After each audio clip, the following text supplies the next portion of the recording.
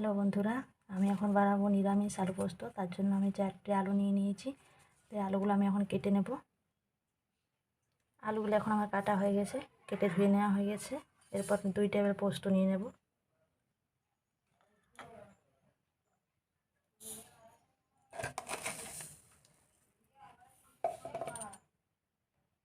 তার সাথে 4টে কাঁচা লঙ্কা অ্যাড করব।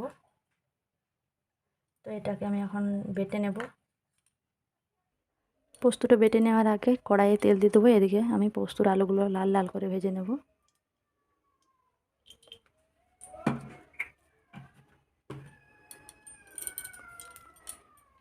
তেলের মধ্যে জিরে ফোড়ন,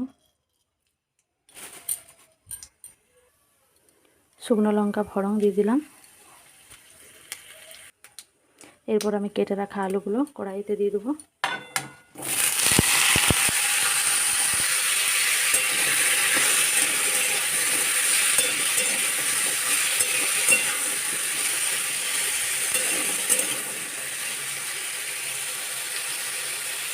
আলুগুলো আমি এখন লাল লাল করে ভেজে নেব।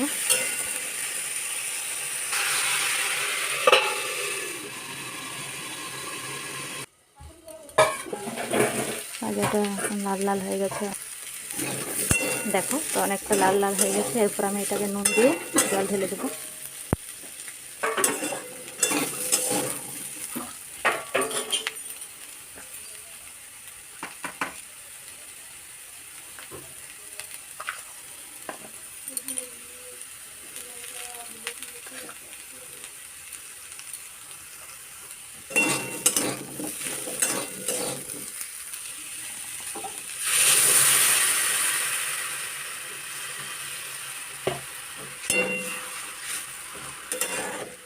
তো আলুটা এখন সিদ্ধ হবে, তার জন্য ঢাকা দিয়ে দেবো।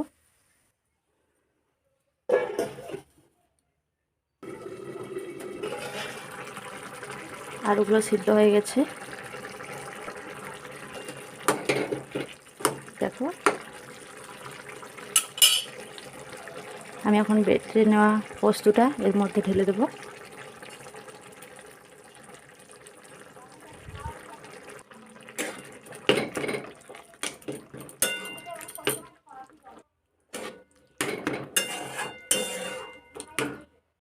তো দেখো এখন আমার পোস্তটা হয়ে গেছে।